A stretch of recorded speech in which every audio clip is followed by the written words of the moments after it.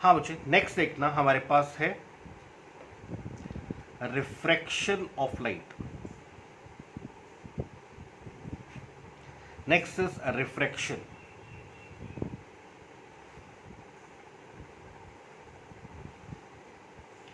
A, B, C, D is a rectangular glass slab. ये हमारे पास glass slab. Ray of light KL incident on face AB.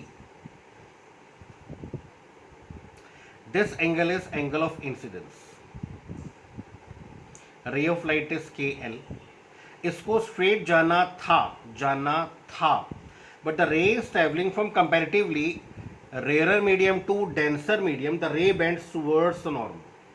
जब भी रे rare से डेंसर में जाएगी, the ray bends towards the normal. This angle is angle of refraction. LM हमारे पास refracted ray incident on face CD. इसका angle of incidence कह दीजिए, suppose this is equal to I2. And the ray is traveling from comparatively denser to rarer, the ray bends away from the norm. So rarer से denser में जाने पर towards and denser से rarer में जाने पर away from the norm. This angle is angle of refraction for phase CD. So वो कहता है जब रे एक मीडियम से दूसरे मीडियम में जाती है तो रे अपने पाथ से डेविएट हो जाती है. रे अपने पाथ से डेविएट हो जाती है. This phenomenon is called refraction of light. इसी फिनोमिनन को आप बोलते हैं refraction of light. So refraction of light is the phenomenon of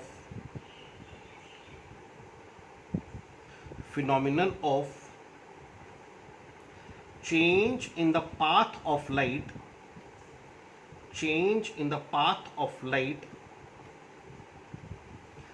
when the ray of light enters from one medium to the other. रे of light जब एक medium से दूसरे में जाएगी तो रे अपने पाथ से डेविएट हो जाएगी. This phenomenon is called refraction. अब देखिए, when this ray travels from rare to denser, when this ray travels from rare to denser medium,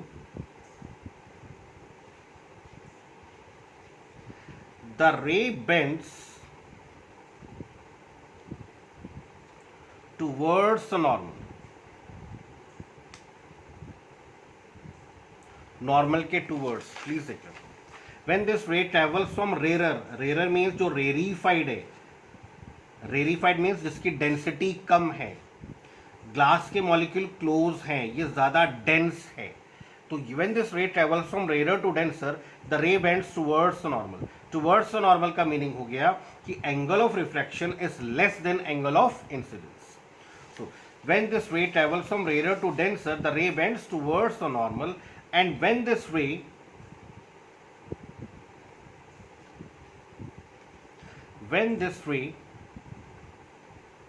travels from denser to rarer, the ray bends away from the normal. When this ray travels from denser to rarer, the ray bends away from the normal. Away from the normal means angle of refraction is greater than angle of incidence. Away from the normal means angle of refraction angle of incidence से बड़ा है. Reason क्या हुआ? The basic cause of refraction is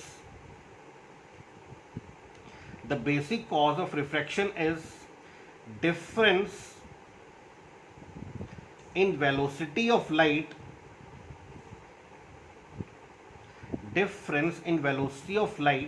in different mediums.